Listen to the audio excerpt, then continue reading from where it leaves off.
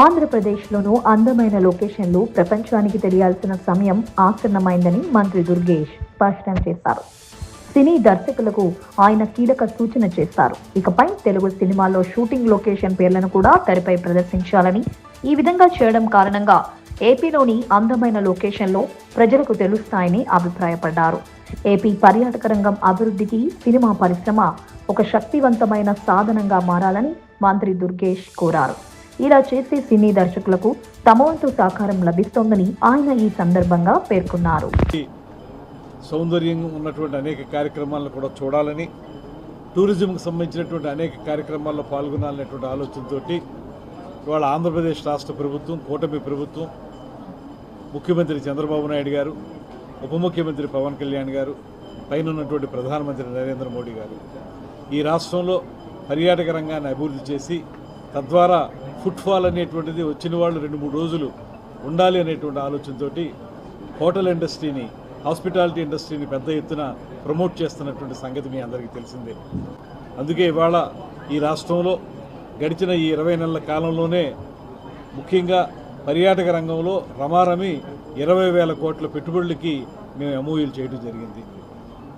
అలాంటి ఒక నేపథ్యం ఉన్నప్పుడు ఇవాళ మళ్ళీ ఇక్కడికి వచ్చినటువంటి పిలిగ్రిమ్స్కి కానీ, లేదా బిజినెస్ ట్రిప్కి వచ్చినటువంటి వారికి కానీ, లేజర్ ట్రిప్కి వచ్చిన వారికి కానీ అందరికి ఉపయోగపడే విధంగా, అందుబాటులో ఉండే విధంగా ఇవాళ ఈ రెజెంటా దేవరాయ 4 స్టార్ హోటల్ ప్రారంభించడం అనేది చాలా ఆనందకరమైన విషయం.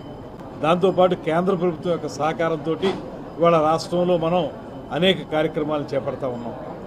ఈ మధ్యకాలంలోనే కేంద్ర ప్రభుత్వం, ముఖ్యంగా పర్యాటక శాఖ గజేంద్ర సింగ్ షెకావత్ గారు చెప్పినటువంటి మాట, మనకి 2 ఐకానిక్ సెంటర్స్ని పర్యాటక రంగంలో ఇవ్వడానికి ముందుకొచ్చారు.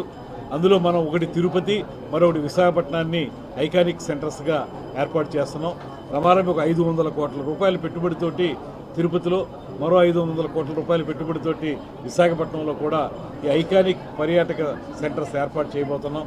దానితోటి ఖచ్చితంగా ఈ తిరుపతి, ఈ పరిసర ప్రాంతాలు కూడా అద్భుతమైనటువంటి పర్యాటక కేంద్రాలుగా విలసిల్లుతాయనేటువంటి మాట నమ్ముతున్నాం. మనకి అక్కడికి వెళ్ళి ప్రచారం చేసింది లేదు, అక్కడ వాళ్ళు ఈయన ఫోటో వాడుకున్నది లేదు.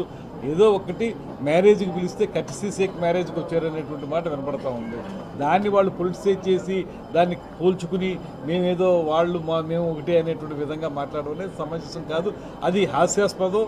దానికి ఏంటంటే ఏదో చెప్తారు కదా, ఊళ్ళో ఎవరికో పెళ్ళి అవుతుంటే ఇంకేదో వాళ్ళు ఆనందం పడ్డాయి అనేటువంటి విధంగా ఉంటుంది. అటువంటి విధానంగానే చూడాలి తప్పితే దాన్ని వాళ్ళు అక్కడ జరిగినటువంటి కండిషన్స్ వేరు, ఆ పొలిటికల్ సిచ్యువేషన్స్ వేరు, ఇక్కడ పొలిటికల్ సిచ్యువేషన్స్ వేరు. దాన్ని వాళ్ళు అన్వయించుకోవడం అనేది మూర్ఖత్వం అవుతుంది అనేటువంటి మాట చెప్తారు.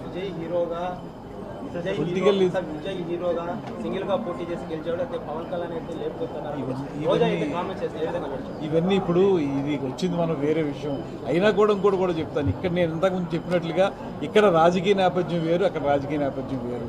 అలా పోల్చడం అనేది సరైనది కాదు. అలా అయితే ప్రతి రాష్ట్రంలో చాలా రకాలుగా జరుగుతూ ఉంటాయి. అవన్నీ మనం రాష్ట్రానికి అన్వయించుకోవడం, పోల్చుకోవడం అనేది కరెక్ట్ కానే కాదు. ఇక్కడ నేపథ్యం ప్రకారం మాట్లాడుకుందాం, ఈ రాష్ట్ర రాజకీయ పరిస్థితుల ప్రకారం మాట్లాడుకోవాలి తప్పితే వేరేగా మాట్లాడడానికి లేదు.